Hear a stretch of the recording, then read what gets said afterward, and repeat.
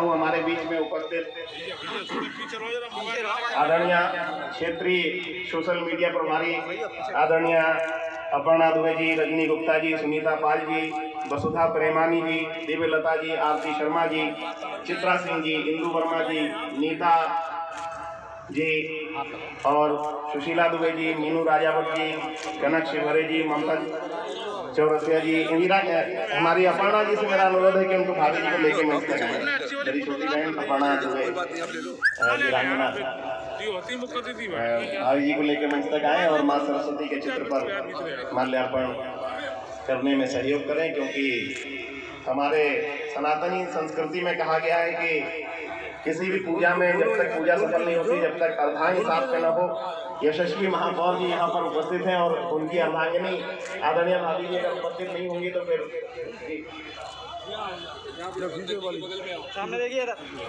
मैं सभी लोगों से अनुरोध करता हूँ जो मंच पर आएंगे वो कोई भी जूते पहन के नहीं आएगा। जितने भी लोग मंच पर हैं उनसे अनुरोध करूंगा कि जूते पहन के कोई नहीं आएगा ऊपर मंच। मेरी आवाज अगर उन तक पहुंच रही है तो बच्चियों को यहाँ पर संजय भैया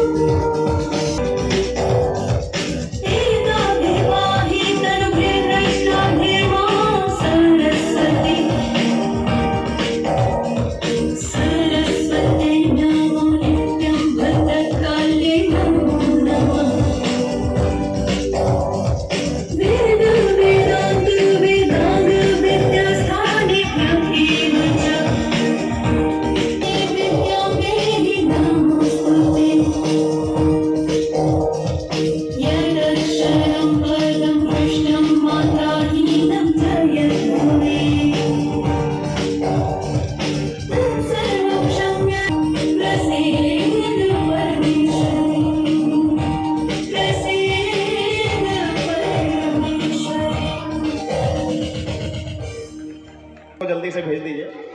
ये कुर्सियाँ आगे कर दें थोड़ा सा और आगे करना, थोड़ा सा और आगे करना स्वयं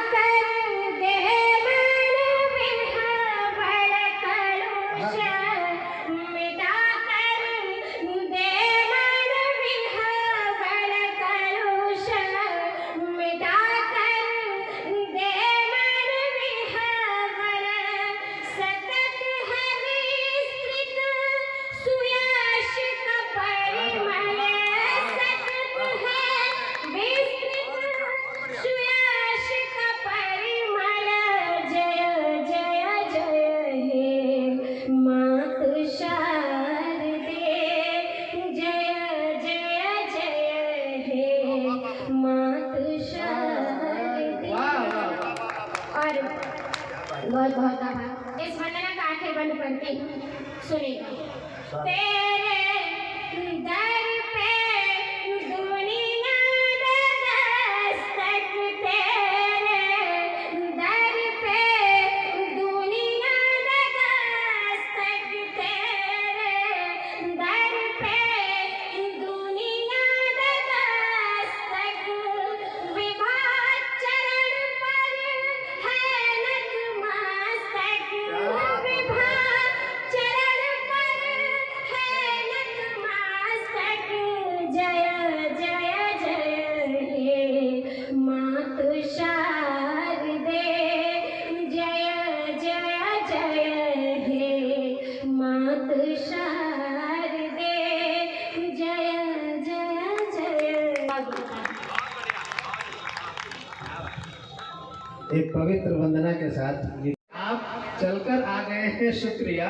लोग तो भूकंप में हिलते नहीं। तो आप बहुत बहुत अच्छी बात है कि आप आ गए हैं, इसलिए हम आपके बहुत कृतज्ञ हैं। मैं जानता हूँ कुछ लोग महापौर श्री रामतीर्थ जी के निमंत्रण पर आए हैं, उनसे व्यवहार अदा करने के लिए आए हैं।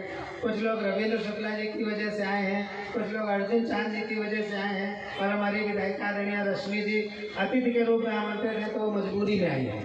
तो सब लोग किसी न किसी वजह से आए हैं, लेकिन मैं ये निवेदन करूंगा कि आप सब लोग उन सारी मजबूरियों को इकट्ठा करके उत्साह में परिवर्तित कर दीजिए। उत्साह ये कि झांसी में आज देश के वो बड़े कवि आमंत्रित हैं जो आपकी सेवा में काव्य पाठ करने वाले हैं। एक बार तालियां बजाकर हम वातावरण आमंत्रित करना चाहता हूँ जो सतना से हमारे बीच आए। ये सब जो भूमिका थी मैं उसी कवि के लिए बना रहा था। वो एक आता था, वो माचू पीचू हम पढ़ते थे, पराग पढ़ते थे या नंदन पढ़ते थे, उसमें माचू पीचू नाम के दो कार्टून कैरेक्टर होते थे। उसमें जो माचू होता था उसको आज मैं जिंदा देख रहा हूँ, बिल्कुल मंच पर किनारे बैठे हुए, ऐसी मूछे, ऐसे तंदुरुस्त बॉडी, और बोलते जो थे वो कविता में बोलते थे माचू साहब, और ये भी कविता में ही बोलते हैं। ये हास्य को कविता में ढालते हैं, ये बहुत बड़ी बात है। आइए इस मस्ती के कवि को जो चश्मा लगाकर बैठी थी, आप सबको प्रणाम करता हूँ। आप सब मुझे प्रणाम करें। उसे सबसे ऊपर रखता है और उसके अच्छे फल के बहाने ही सड़े गले फल भी। लेकिन ऊपर वाले बल में तो दबा दबा के देखते भी हैं। इसी बहाने बिक जाते हैं। मैं आपका चरित्र नहीं बता रहा हूँ। आदरणीय रविंद्र शुक्ल जी की अध्यक्षता है इस मंच की। वो हमारे कविता के भी पितामह भी हैं और राजनीति के भी। इसलिए अगर हम लोग राजनीति पर कुछ कहेंगे तो वो हमारी रक्षा करेंगे। और लाफ्टर का एक ऐसा कवि भाई प्रताप फौजदार इस मंच पर है। मैं चाहता हूँ पूरा सदन एक बार तालियों से अभिनंदन करे। आदरणीय बड़े भाई अशोक सुंदरानी जी नहीं है। चतुर्वेदी उसी तरह विलुप्त हो रहे हैं जैसे गिद्ध विलुप्त हो रहे हैं। ये सीबीआई जांच का विषय है, लेकिन पता नहीं कब जांच करेंगे। आदरणीय महापौर जी, मैं बहुत डरा हुआ हूँ। अभी ये कह रहे थे आदरणीय चांद जी कि भाई साहब आए बोले, आप नहीं आ रहे थे। इस व्यवस्था को कोई नहीं समझ रहा था, जबकि मैं जान रहा था कि भाभी जी जब यहाँ बैठी थी, आप लोगों ने कमजोर तालियां बजाई थी। तो आपकी हिम्मत कैसे हो सकती है बोलने की? लेकिन आपने जिस साहस का परिचय दिया है उसके लिए हम आपको प्रणाम करते हैं। मैं 4 पंक्तियां समर्पित करूंगा। मैं जो भी कहूँगा मध्य प्रदेश के तीसरी लहर के बाद भी बचे हुए श्रोताओं, क्या कहने, सभी को प्रणाम करता हूँ। मेरा नंबर आ गया। मैं तो सोच रहा था जाने कब नंबर आएगा। आप लोगों ने स्वागत बहुत बढ़िया करवाया। नैनवानी जी स्वागत करेंगे सुंदरानी का, सिंधी को सिंधी से ही निपटाओ। ये बहुत बढ़िया काम है, होता भी है। रामतीर्थ जी, मैं प्रणाम करता हूं आपको, कमाल का काम है सर आपका। आपके चरणों को प्रणाम करता हूं, चरणों में लगी धूल को प्रणाम करता हूं, धूल के एक कण को प्रणाम करता हूं, कण में छिपे हुए अणुओं को प्रणाम करता हूं, प्रत्येक अणु में छिपे हुए परमाणुओं को प्रणाम करता हूं, प्रत्येक परमाणु में का थोड़ा ध्यान रखिएगा। अब लगा कि झांसी में कवि सम्मेलन शुरू हुआ, हाँ अब लगा क्या मतलब है, ताली बजाओ ताली बजाओ ताली बजाओ, काहे को बजाओ? जो ये ताली बजाओ, ताली यहाँ नहीं आ रही वहां नहीं आ रही। मान लो महापौर जी 2 घंटे ताली बजाते बजाते इन सबकी ताली बजाने की आदत पड़ जाए, हैं? कल इलाइट चौराहा में कोई बजाने लग जाए तो लोगों को शक होगा कि ये वो हैं कि वो हैं, ऐसा मतलब मजे में बैठिएगा। जितनी देर 5-7 मिनट आपके बीच में रहूंगा, उसके बाद वीर गति को प्राप्त हो जाऊंगा। कोई ज्यादा आपका खून पीने का इरादा मेरे, इतनी संख्या में मैं क्या कविता सुनाऊंगा? अपने दर्द कम है कि आदमी कविता सुनाएगा। अध्यक्षता कर रहे हैं शुक्ल जी। ये जितनी भी महिलाएं बैठी हैं, मैं इन सबके चरणों में प्रणाम करता हूँ। और जितने इधर शादीशुदा, बाप रे कैसा दर्द बाहर आया है फूट के सबका। अरे बाप रे, खतरनाक है। पूरा देश इस मामले में एक है। और जिस हिसाब से आपने तगड़े से तालियां बजाई महापौर की, इससे ये लग रहा कि आपका भी हाल अलग नहीं है। जरूर सुनने को मिलता है, जरूर सुनने को मिलता है। इन सबके फोटो लो मुस्कुराते हुए, इन सबके लटके हुए चेहरों पे, ये जरूर सुनने को मिलता है कि ये तो मेरे जैसी सीधी मिली है जो तुम्हारा घर चल रहा है। महापौर जी, रात्रि को जब वो देवी विश्राम कर रही होती है तो उसका पति उसको दूर से बड़े ध्यान से देखता है कि हे मेरे मालिक, हे मेरे ईश्वर, अगर ये सीधी है तो भगवान जाने टेढ़ी कैसी होती होगी। मैं कुछ कविता सुनाने नहीं, मैं यही सब दर्द रखने आया हूँ भाई साहब। इस मामले में पूरा हिंदुस्तान एक है। सारे फोटोग्राफर अब महिलाओं के फोटो लेने लग गए, कोई मेरा भी ले लो। मेरी पत्नी ने मुझसे कहा, सर महापौर जी क्या? मेरी पत्नी ने कहा जब कोरोना आया 2 साल मेरी हालत नौकरानी जैसी हो गई। मैंने कहा ले, झाड़ू लगाऊं मैं, पोछा लगाऊं मैं, बर्तन मांजूं मैं, और हालत तुम्हारी नौकरानी जैसे। बोले तुम नौकर जैसे हुए ना? मैंने कहा हाँ। तो बोले नौकर की पत्नी नौकरानी नहीं होगी तो और क्या होगी? Sir sir sir sir sir मजे लेना, ताली पीछे वाले ही बजाओ, ऐसा थोड़ू है।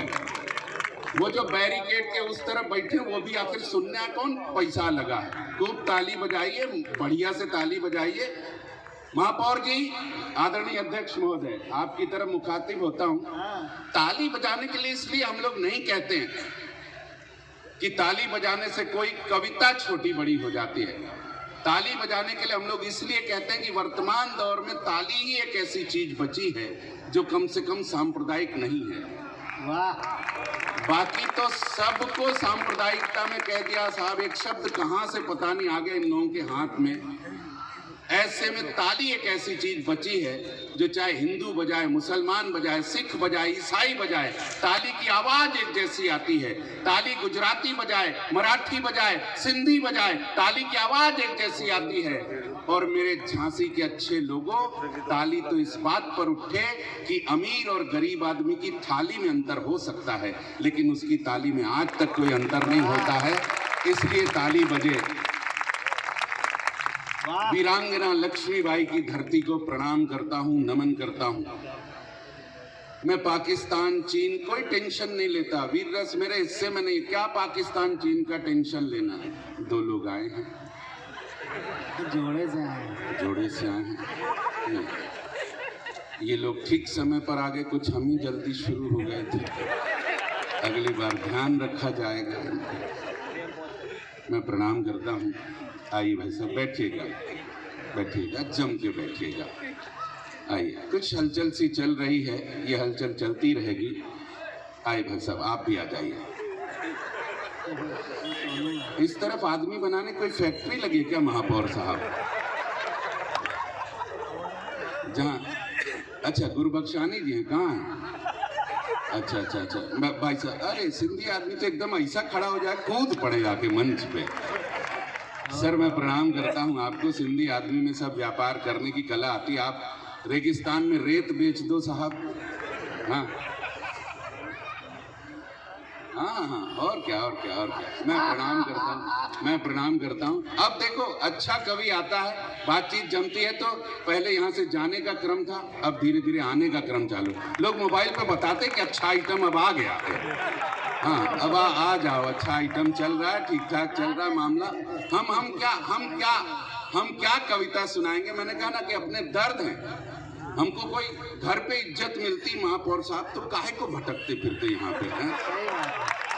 नहीं मिलती है साहब, घर पे इज्जत नहीं। सिंधी आदमी, मैंने अपने बड़े बेटे को बुला के डांटा, 10वीं पढ़ता, मैंने कहा नालायक खेला कूदा करता है, कुछ पढ़ा लिखा कर। तुम्हारी उम्र में लाल बहादुर शास्त्री 3-3 नदी तैर करके पार करके पढ़ने जाया करते थे। तुम्हारी उम्र में डॉक्टर राजेंद्र प्रसाद को 2 गोल्ड मेडल मिल गए थे। मेरे बच्चे ने पलट के जवाब दिया, पापा तुम्हारी उम्र में भगत सिंह फांसी पे चढ़ गया था, तुम क्या खड़े खड़े यहाँ टाइम खराब कर रहे हो? सर मैंने कहा कविता लिख रहा हूँ। बोले कैसे लिखते हो कविता? अरे मैंने कहा इसमें दिमाग लगता है। बोले इसीलिए पूछ रहे हैं। आपको हंसी आती है, मेरी ऐसी सरासर बेइज्जती होती है। लॉकडाउन था, सही बता रहा हूँ। अच्छा हम लोग क्या करें? क्या पाकिस्तान लिखेंगे, क्या चीन लिखेंगे? पाकिस्तान चीन पे क्या लिखें? मान लो 2 महीने खर्च करके पाकिस्तान पे कविता लिखो, अमित शाह मोदी का दिमाग खराब हो जाए। आज पाकिस्तान थोड़ा बहुत कभी प्रधानमंत्री जी लेते, गलवान घाटी में घुसा, यहाँ तक घुसा, वहां तक। मैं बिल्कुल नहीं लेता। चीन का भी, चीन की क्या है, कितने से तो होते हैं। नेशनल हाइट 5 फुट 2 इंच, इससे बड़ा आइटम चीन का पैदा ही नहीं होता वहां पे। न 5.5-6 फुट का चीनी तो दिखता ही, दर्शन नहीं होते। बाई दिवे धोखे से, झांसी वालों, बाई दिवे धोखे से कोई 5.5-6 फुट का चीनी दिख जाए तो पक्का मानना कि झांसी के बुजुर्गों ने तीर्थ यात्रा की होगी उस तरफ। अरे गलत समझ रहे हो आप लोग? नहीं, बिल्कुल गलत समझ रहे हो, बिल्कुल गलत समझ रहे हो। मतलब महापौर जी, मतलब यहाँ के बुजुर्गों ने उनको जाके समझाया होगा चीनियों को कि क्या क्या खाना चाहिए जिससे आपकी हाइट बढ़ सकती है। हाँ ऐसा कुछ नहीं है, बढ़िया से आराम से सुनिए। एक रचना सुना देता हूँ, बहुत लंबी फेहरिस्त है साहब, बहुत लंबी फेहरिस्त है कवियों की, मजे लीजिएगा। मेरा बड़ा बेटा 10वीं में पढ़ता है, पिछले साल फेल हो गया। मैं अपने घर से निकलूं तब तो कविता सुना। मेरा बड़ा बेटा 10वीं में पढ़ता है, पिछले मिश्रा जी की लड़की को देख 98% नंबर, डेनियल साहब की लड़की को देख 97% नंबर। मेरे बच्चे ने पढ़ के जवाब दिया, उन्हीं दोनों को देखने के चक्कर में 2 साल से फेल हो रहा हूँ। और कितना देखूं मैं? आपकी तालियां उठा कर गलत जगह पे आ गया, गलत जगह पे। असली टेंशन ये नहीं है सर, असली टेंशन है मेरा दूसरे नंबर का बेटा, क्लास 4 में पढ़ता है, 8 साल की मासूम उम्र साहब। क्या उम्र होती है 8 साल की? स्कूल से लौटता था निराश, उदास, हताश, कभी प्रसन्न ना देखा मैंने उसको साहब। एक दिन चमत्कार हुआ, स्कूल से लौट के आया साहब, बस्ता फेंका और डीजे चला दिया, नाचने लगा, गाने लगा। मैं हैरानी से देखा, मैंने कहा अरे क्या हुआ, पहली बार स्कूल से लौट के इतना प्रसन्न हुआ क्या? वो बोला पापा कुछ मत पूछो, स्कूल में जो नई मैडम आई है इतनी क्यूट और ब्यूटीफुल है। क्या एक बाप की सोचो, लगा कि सूखे कुएं में आत्महत्या कर लूं जा करके। बोला पापा इतनी हॉट, इतनी क्यूट, इतनी ब्यूटीफुल कि लगता है पढ़ाती रहे। 40 मिनट का पीरियड तो ऐसा लगता है 5 मिनट में खत्म हो गया।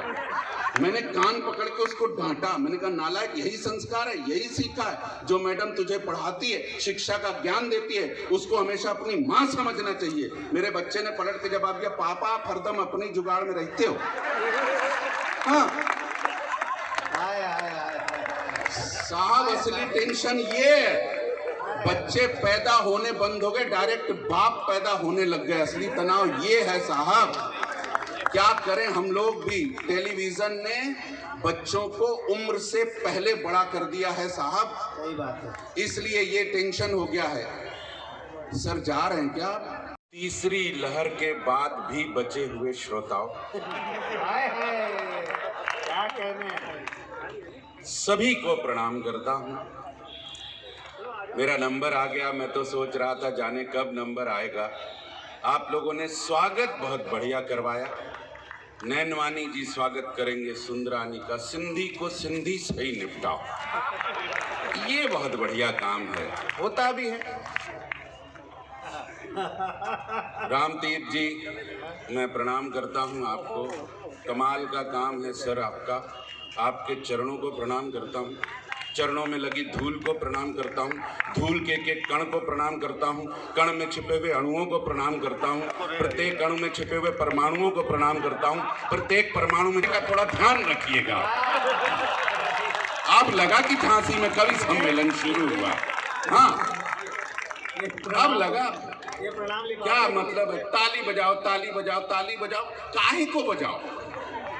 जो ये ताली बजाओ, ताली यहाँ नहीं आ रही वहां नहीं आ रही। मान लो महापौर जी 2 घंटे ताली बजाते बजाते इन सबकी ताली बजाने की आदत पड़ जाए, हैं? कल इलाइट चौराहा में कोई बजाने लग जाए तो लोगों को शक होगा कि ये वो हैं कि वो हैं, हैं? ऐसा मतलब मजे में बैठिएगा। जितनी देर 5-7 मिनट आपके बीच में रहूंगा, उसके बाद वीर गति को प्राप्त हो जाऊंगा। कोई ज्यादा आपका खून पीने का इरादा मेरे, इतनी संख्या में मैं क्या कविता सुनाऊंगा? अपने दर्द कम है कि आदमी कविता सुनाएगा। अध्यक्षता कर रहे हैं शुक्ल जी। ये जितनी भी महिलाएं बैठी हैं, मैं इन सबके चरणों में प्रणाम करता हूँ। और जितने इधर शादीशुदा, बाप रे कैसा दर्द बाहर आया है फूट के सबका। अरे बाप रे खतरनाक है। पूरा देश इस मामले में एक है। और जिस हिसाब से आपने तगड़े से तालियां बजाई महापौर की, इससे ये लग रहा कि आपका भी हाल अलग नहीं है। जरूर सुनने को मिलता है, जरूर सुनने को मिलता है। इन सबके फोटो लो मुस्कुराते हुए, इन सबके लटके हुए चेहरों पे ये जरूर सुनने को मिलता है कि ये तो मेरे जैसी सीधी मिली है जो तुम्हारा घर चल रहा है। महापौर जी, रात्रि को जब वो देवी विश्राम कर रही होती है तो उसका पति उसको दूर से बड़े ध्यान से देखता है कि हे मेरे मालिक, हे मेरे ईश्वर, अगर ये सीधी है तो भगवान जाने टेढ़ी कैसी होती होगी। मैं कुछ कविता सुनाने नहीं, मैं यही सब दर्द रखने आया हूँ भाई साहब। इस मामले में पूरा हिंदुस्तान एक है। सारे फोटोग्राफर अब महिलाओं के फोटो लेने लग गए, कोई मेरा भी ले लो। मेरी पत्नी ने मुझसे कहा, सर महापौर जी क्या? मेरी पत्नी ने कहा जब कोरोना आया 2 साल मेरी हालत नौकरानी जैसी हो गई। मैंने कहा ले, झाड़ू लगाऊं मैं, पोछा लगाऊं मैं, बर्तन मांजूं मैं, और हालत तुम्हारी नौकरानी जैसे। बोले तुम नौकर जैसे हुए ना? मैंने कहा हाँ। तो बोले नौकर की पत्नी नौकरानी नहीं होगी तो और क्या होगी? Sir sir sir sir sir मजे लेना, ताली पीछे वाले ही बजाओ, ऐसा थोड़ू है। वो जो बैरिकेड के उस तरफ बैठे वो भी आखिर सुनने कौन पैसा लगा है। खूब ताली बजाइए, बढ़िया से ताली बजाइए। महापौर जी, आदरणीय अध्यक्ष महोदय, आपकी तरफ मुखातिब होता हूँ। ताली बजाने के लिए इसलिए हम लोग नहीं कहते हैं कि ताली बजाने से कोई कविता छोटी बड़ी हो जाती है। ताली बजाने के लिए हम लोग इसलिए कहते हैं कि वर्तमान दौर में ताली ही एक ऐसी चीज बची है जो कम से कम सांप्रदायिक नहीं है। बाकी तो सबको सांप्रदायिकता में कह दिया साहब। एक शब्द कहाँ से पता नहीं आ गया इन लोगों के हाथ में। ऐसे में ताली एक ऐसी चीज बची है जो चाहे हिंदू बजाए, मुसलमान बजाए, सिख बजाए, ईसाई बजाए, ताली की आवाज एक जैसी आती है। ताली गुजराती बजाए, मराठी बजाए, सिंधी बजाए, ताली की आवाज एक जैसी आती है। और मेरे झांसी के अच्छे लोगों, ताली तो इस बात पर उठे कि अमीर और गरीब आदमी की थाली में अंतर हो सकता है, लेकिन उसकी ताली में आज तक कोई अंतर नहीं होता है। इसलिए ताली बजे। वीरांगना लक्ष्मीबाई की धरती को प्रणाम करता हूं, नमन करता हूं। मैं पाकिस्तान चीन कोई टेंशन नहीं लेता, वीर रस मेरे हिस्से में नहीं, क्या पाकिस्तान चीन का टेंशन लेना है। 2 लोग आए हैं, जोड़े से आए हैं। नहीं, ये लोग ठीक समय पर आ गए, कुछ हम ही जल्दी शुरू हो गए थे। अगली बार ध्यान रखा जाएगा। मैं प्रणाम करता हूँ। आइए भाई साहब, बैठिएगा, जम के बैठिएगा। आइए, कुछ हलचल सी चल रही है, ये हलचल चलती रहेगी। आइए भाई साहब, आप भी आ जाइए। इस तरफ आदमी बनाने कोई फैक्ट्री लगी क्या महापौर साहब? जहाँ अच्छा गुरबख्शानी जी हैं, कहाँ हैं? अच्छा भाई साहब, अरे सिंधी आदमी तो एकदम ऐसा खड़ा हो जाए कूद पड़े जाके मंच पे। सर मैं प्रणाम करता हूँ आपको। सिंधी आदमी में सब व्यापार करने की कला आती है। आप रेगिस्तान में रेत बेच दो साहब। हाँ, और क्या। मैं प्रणाम करता हूँ। अब देखो, अच्छा कवि आता है, बातचीत जमती है, तो पहले यहाँ से जाने का क्रम था, अब धीरे धीरे आने का क्रम चालू। लोग मोबाइल पे बताते कि अच्छा आइटम अब आ गया है। हाँ, अब आ जाओ, अच्छा आइटम चल रहा है, ठीक ठाक चल रहा है मामला। हम क्या कविता सुनाएंगे? मैंने कहा ना कि अपने दर्द हैं। हमको कोई घर पे इज्जत मिलती महापौर साहब, तो काहे को भटकते फिरते यहाँ पे हैं? नहीं मिलती है साहब, घर पे इज्जत नहीं। सिंधी आदमी, मैंने अपने बड़े बेटे को बुला के डांटा, 10वीं पढ़ता, मैंने कहा नालायक, खेला कूदा करता है, कुछ पढ़ा लिखा कर। तुम्हारी उम्र में लाल बहादुर शास्त्री 3 नदी तैर करके पार करके पढ़ने जाया करते थे। तुम्हारी उम्र में डॉक्टर राजेंद्र प्रसाद को 2 गोल्ड मेडल मिल गए थे। मेरे बच्चे ने पलट के जवाब दिया, पापा तुम्हारी उम्र में भगत सिंह फांसी पे चढ़ गया था। तुम क्या खड़े खड़े यहाँ टाइम खराब कर रहे हो? सर मैंने कहा कविता लिख रहा हूँ। बोले कैसे लिखते हो कविता? अरे मैंने कहा इसमें दिमाग लगता है। बोले इसीलिए पूछ रहे हैं। आपको हंसी आती है, मेरी ऐसी सरासर बेइज्जती होती है। लॉकडाउन था, सही बता रहा हूँ। अच्छा, हम लोग क्या करें? क्या पाकिस्तान लिखेंगे, क्या चीन लिखेंगे? पाकिस्तान चीन पे क्या लिखें? मान लो 2 महीने खर्च करके पाकिस्तान पे कविता लिखो, अमित शाह मोदी का दिमाग खराब हो जाए। आज पाकिस्तान थोड़ा बहुत कभी प्रधानमंत्री जी लेते, गलवान घाटी में घुसा, यहाँ तक घुसा, वहां तक। मैं बिल्कुल नहीं लेता। चीन का भी, चीन की क्या है, कितने से तो होते हैं। नेशनल हाइट 5 फुट 2 इंच, इससे बड़ा आइटम चीन का पैदा ही नहीं होता वहां पे। न 5.5-6 फुट का चीनी तो दिखता ही, दर्शन नहीं होते। बाई दिवे धोखे से, झांसी वालों, बाई दिवे धोखे से कोई 5.5-6 फुट का चीनी दिख जाए तो पक्का मानना कि झांसी के बुजुर्गों ने तीर्थ यात्रा की होगी उस तरफ। अरे गलत समझ रहे हो आप लोग?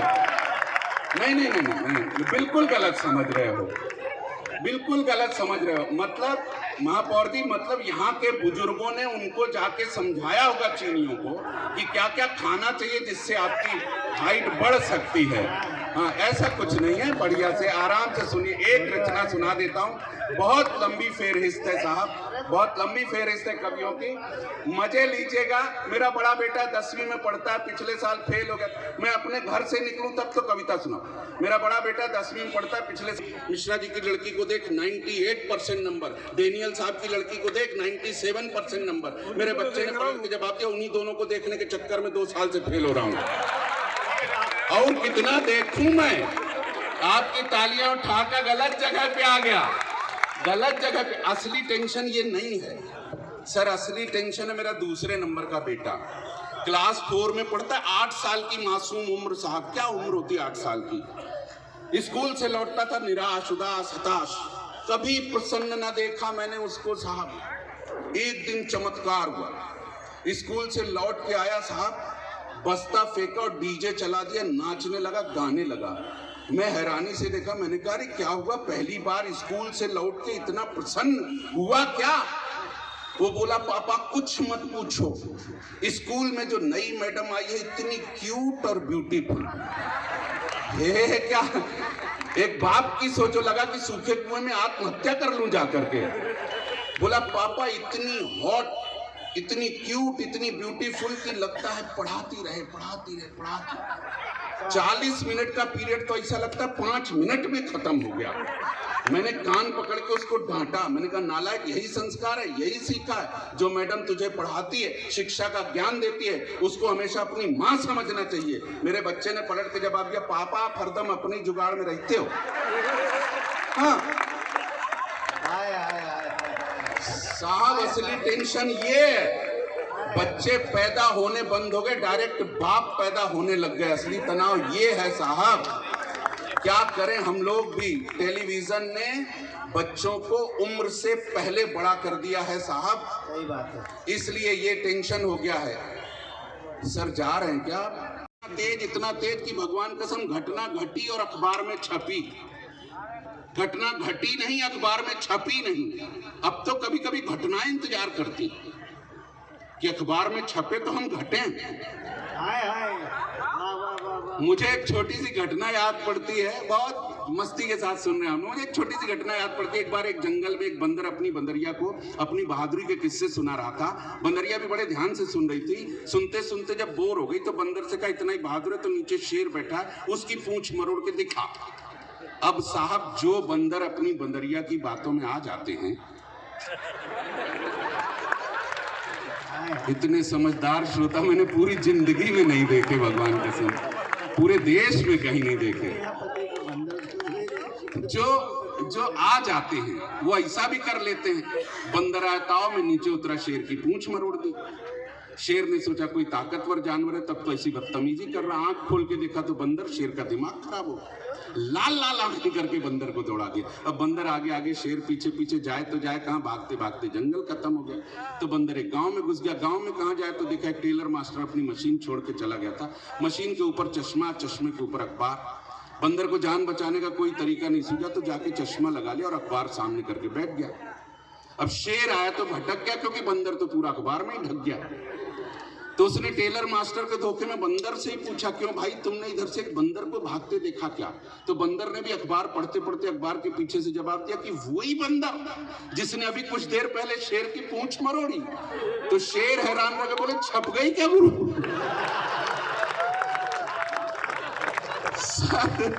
सर इतना तेज मीडिया।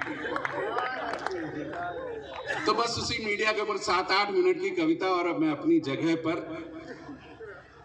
अमेरिका के पिछले राष्ट्रपति जॉर्ज बुश जब इराक के दौरे पर गए तो एक इराकी पत्रकार जैदी ने उन पर जूता फेंक दिया। वो जूता कई एंगल से दिखाया गया। मैंने जैदी से पूछा, मैंने कहा तुम तो बहादुर कौम, तुम लोग तो बम फेंक के मारा करते थे, जूता कब से? दीदी जा रहे हैं क्या?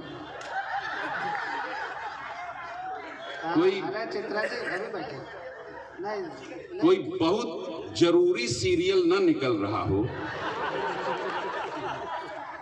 अनुपमा टाइप। आजकल ऐसी बात होती है घर में कि जैसे लगता है घर के हो। एकता कपूर को पद्मश्री मिल गया सर, पता नहीं कैसे, भगवान कसम। बाकी लोगों को सही मिला, लेकिन एकता कपूर का मेरे को समझ में नहीं आया। उसके सीरियल ऐसे घर तोड़ू भाभी जी, इसका रिश्ता उससे, उसका रिश्ता उससे, उसका रिश्ता और उससे, और सीरियल का नाम पवित्र रिश्ता। वो अगर सीरियल बस 7 मिनट दीजिएगा, उसके बाद हम भी वहां और आप अपने सीरियल को देखिएगा। मैंने जैदी से पूछा, मैंने कहा तुम तो बहादुर कौम, तुम लोग तो बम फेंक के मारा करते थे, जूता कब से? उसने कहा देखो सुंदरानी जी, किसी के ऊपर बम फेंक के मारो, निशाना चूक जाए तो आदमी बच जाता है। एक बार किसी पर जूता फेंक के देखो, अगले को लगे नहीं लगे, अगले का काम तमाम हो जाता है। मैंने कहा बात तो सही कह रहा है। बुश पर वो जूता पड़ने के बाद अपने हिंदुस्तान में एक क्रम चला, कभी इस पर, कभी उस पर, कभी उस पर, कभी इस पर। 10-11 महीने पहले कांग्रेस के एक नेता को दिखाया गया, मैं नाम नहीं लेना चाहता वरना समझ जाएंगे कि मैं जनार्दन द्विवेदी की बात कर रहा हूं। नहीं, मैं नाम नहीं लिया करता। तो जब लगातार भ्रष्ट नेता युवाओं के आक्रोश का प्रतीक बना महापौर साहब, जब लगातार भ्रष्ट नेता जूता, तो लोगों ने जूते को बधाई दी। जूते भाई बधाई, इस समय तो तुम दिख रहे हो टीवी पे, तो मैंने एक बधाई दे दी। मेरा इतना सुनना था कि जूता रोया फूट फूट कर। मैंने कहा क्यों रो रहा? बोले तमाम लोगों ने बधाई दी, अफसोस नहीं हुआ, लेकिन अशोक सुंदरानी जब तुम्हारे जैसा कवि मुझे इस बात के लिए बधाई देता है तो दिल टूटता है। और आज तक हिंदुस्तान के किसी कवि ने मुझे कविता लिखने का विषय नहीं समझा। तुम हिंदुस्तान के सबसे अच्छे श्रोताओं के सामने जा रहे हो। अगर मेरा दर्द रख पाए तो मैं धन्य हो जाऊंगा। जूते का दर्द रखता हूं। 7-8 मिनट कीमती दीजिएगा। पीछे जो बैरिकेड के पीछे बैठे उनका ध्यान विशेष रूप से चाहूंगा। एक पल के लिए मान लें कि जूता आपसे बात कर रहा है कि हम कभी 12 वर्ष की काव्य साधना में मां सरस्वती ने जो सबसे अच्छा मेरी झोली में डाला वो आपके श्री चरणों में रखता हूं। हम कभी कपड़ों से कभी चमड़ों से मढ़े गए। किसी का बहुत प्यार आया तो हम सितारों में भी जड़े गए। हमने आदमियों की तरह कभी फर्क नहीं रखा अपनों में और गैरों में। हम जितने समय तक भी रहे ईमानदारी के साथ रहे लोगों के पैरों में। हमने नुकीले पत्थरों का दर्द भी अपनी छाती पर सहा, लेकिन प्रतिरोध के स्वर में एक भी शब्द कभी उफ का नहीं कहा। आप लोगों ने इतने लंबे समय के त्याग, तपस्या और बलिदान का हमें ये क्या सिला दिया। हमें कोई पुरस्कार देने के बजाय उल्टे हमारा कलेजा ही जला दिया। और हम अब तक आशिकों पर पढ़कर ही बहुत खुश थे। यार फिर हमें क्यों इन भ्रष्ट नेताओं पर चला दिया। भाई क्या सुनता है झांसी, क्या सुनता है झांसी कानपुर। भाभी जी इसीलिए रोका था आपको। मैं कविता दे रहा हूं, अगर ये शुरुआत है तो आगे चल करके तालियों का परमाणु विस्फोट डाल देंगे आप मेरी झोली। मुझे पूरा भरोसा है कि हम अब तक आशिकों पर पढ़कर ही बहुत खुश थे। यार फिर हमें क्यों इन भ्रष्ट नेताओं पर चला दिया। क्या समझते हैं आप कि इससे घटा इनका सम्मान है? नहीं भाई साहब, दरअसल ये सरासर हमारा अपमान है। वाह, तालियां गलत जगह पर बजा रहे हैं आप। तालियां तो मांगता हूं अगली पंक्ति पर पूरे सदन से। क्या समझते हैं आप कि इससे घटा इनका सम्मान है? नहीं भाई साहब, दरअसल ये सरासर हमारा अपमान है। उड़ाया गया हमारा उपहास है, क्योंकि इन भ्रष्ट नेताओं से ज्यादा गौरवशाली हमारा इतिहास है। भाई कमाल सुनता है ये वीरांगनी लक्ष्मीबाई का ये शहर। और भाभी जी जिसके लिए रोका, मेरी बहनें बैठी हुई हैं। एक नाजुक एहसास सौंपता हूं जूते के माध्यम से। सबसे मजबूत तालियां आप सबकी चाहता हूं। एक नाजुक एहसास जूते के माध्यम से आप तक पहुंचे तो आपकी तालियों का प्रसाद यहां तक पहुंचे कि उड़ा के हमारा उपहास है, क्योंकि इन भ्रष्ट नेताओं से ज्यादा गौरवशाली हमारा इतिहास है। हम स्कूल जाते हुए बच्चे की प्रथम चाह बने। हमने पहुंचाया लोगों के पैरों को हमेशा आराम। हम नहीं कभी भी किसी के लिए आह बने। हमने खोजी खेतों के बीच में से भी पगडंडियां, लड़खड़ाते कदमों की हमेशा राह बने। और हम ही थे जो जीजा और साली के मधुर रिश्तों के प्रारंभ के प्रथम गवाह बने। सैल्यूट। अब फैलाता हूं झोली मेरे झांसी के अच्छे लोगों, मांगता हूं वो तालियों का परमाणु विस्फोट। कविता की 2 प्राण पंक्तियां सौंपता हूं। पूरे देश ने भरपूर प्यार दिया है, देखता हूं झांसी कैसे संभालता है। कि हम ही थे, तैयार रहना, हम ही थे जो जीजा और साली के मधुर रिश्तों के प्रारंभ के प्रथम गवाह बने। हमने सर्दी की चुभन और गर्मी की तपन दोनों को बराबर सह के लोगों को उनकी मंजिलों तक पहुंचाया। और जब हम उतरे मर्यादा पुरुषोत्तम प्रभु श्री राम के चरणों से, तो अयोध्या का शासन 14 बरस तक हम ही ने चलाया। भाई कमाल है। सैल्यूट झांसी, सैल्यूट करता हूं आप सबको, सैल्यूट करता हूं, सैल्यूट करता हूं। सर्वश्रेष्ठ सुन रहे हैं आप लोग, सर्वश्रेष्ठ सुन रहे हैं आप लोग। कि जब हम उतरे के चरणों से खड़ाऊ की शक्ल लेकर, तो अयोध्या का शासन 14 बरस तक हम ही ने चलाया। और 2 मिनट में संभाले जूते का दर्द महापौर जी। बहुत शानदार सुन रहे हैं आपके झांसी के लोग कि आजादी के बाद एक लंबे संघर्ष के बाद, महात्मा गांधी जी के प्रयास से कहें, अंबेडकर जी के प्रयास से, तमाम संतों के प्रयास से, एक लंबे संघर्ष के बाद मिला दलितों को, पीड़ितों को, शोषितों को। एक लंबे संघर्ष के बाद मिला आप लोगों का प्यार, मंदिरों में प्रवेश कर भगवान के दर्शनों का अधिकार। तो भाई साहब, हमने तो सदियों से बिना किसी स्वार्थ के अनवरत लोगों को मंदिरों की सीढ़ियों तक पहुंचाया। फिर हमारा क्या गुनाह था जो मंदिरों में प्रवेश कर भगवान के दर्शनों का अधिकार हमें आज तक नहीं मिल पाया।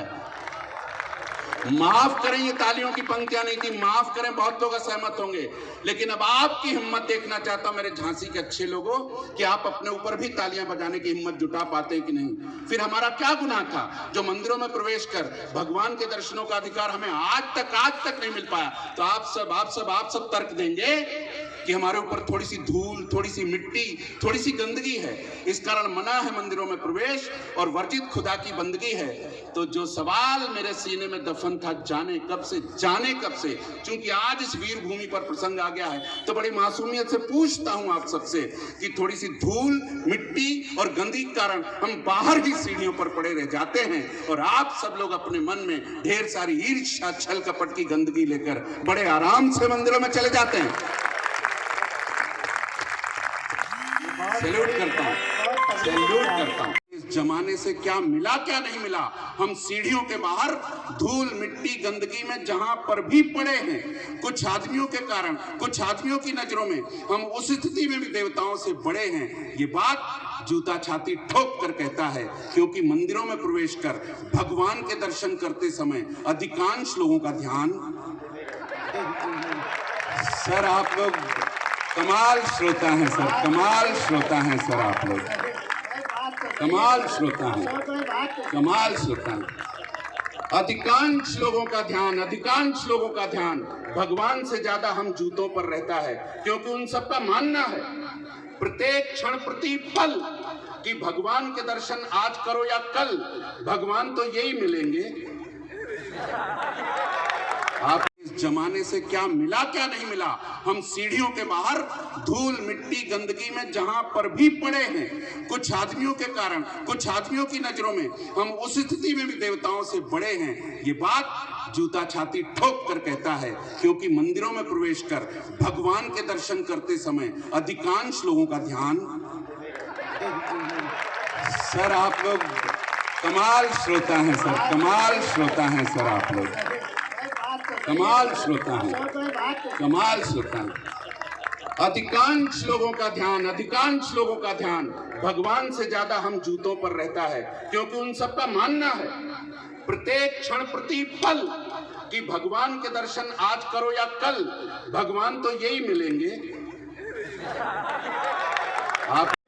आप लोग के बीच में रखती हूँ और फिर आपका मन मानती हूँ, देखती हूँ आप सब मुझे कितना अच्छा सुन लेते हैं। सुने सागर। सबसे पहले 4 पंक्तियाँ महापौर जी आपको देती हूँ। मेरे पास इससे अच्छी पंक्ति आपको देने के लिए नहीं होगी। और इस मंच की सबसे छोटी कवयित्री हूँ। घर में जो सबसे छोटा मेंबर होता है उसे सबसे ज़्यादा प्यार और सम्मान दिया जाता है, तो आप सब मुझे उसी तरह से सुनेगा। मैं पढ़ती हूँ, सुने। राम सीता के मंगल कहानी है, राम सीता के मंगल कहानी है। आप शानपुर खो के आँखों के पानी है, आप शानपुर खो के आँखों के पानी है। आप कोई कैसे जुदा मुझको कर पाएगा, कोई कैसे जुदा मुझको कर पाएगा। गाँव में हूँ मेरी राजधानी है, आप गाँव में हूँ मेरी राजधानी है, आप गाँव में हूँ मेरी राजधानी है। बहुत बहुत आभार आप सभी का। मुझे केवल सुनिएगा मन से, तालियां बजे ना बजे मेरे लिए कोई माने नहीं रखती। सुनिएगा, मैं पढ़ती हूँ। स्वागत है विभा, स्वागत। हाँ देखेंगे तो आइए, स्वागत। सुनिएगा, पढ़ती हूँ। लोग क्यों प्यार निभा करके तोड़ देते हैं, लोग क्यों प्यार निभा करके तोड़ देते हैं, लोग क्यों प्यार निभा करके तोड़ देते हैं। एक अनमोल रतन पाके छोड़ देते हैं, एक अनमोल रतन पाके छोड़ देते हैं। निभाना प्यार तो सीखो गुलाब फूलों, निभाना प्यार तो सीखो गुलाब फूलों से, जो टूट कर भी दो दिलों को जोड़ देते हैं, जो टूट कर भी दो दिलों को जोड़ देते हैं। बहुत बहुत आभार। आप सब ऐसा लग रहा है कि मेरे आने के बाद मौन व्रत धारण कर लिया हो। नहीं नहीं, खुश बिहारी नूर ने कहा है कि तुमको देखूं कि तुमसे बात करूं, तुमको देखूं कि तुमसे बात करूं, दिल अपना मजा चाहे, आंख अपना मजा चाहे।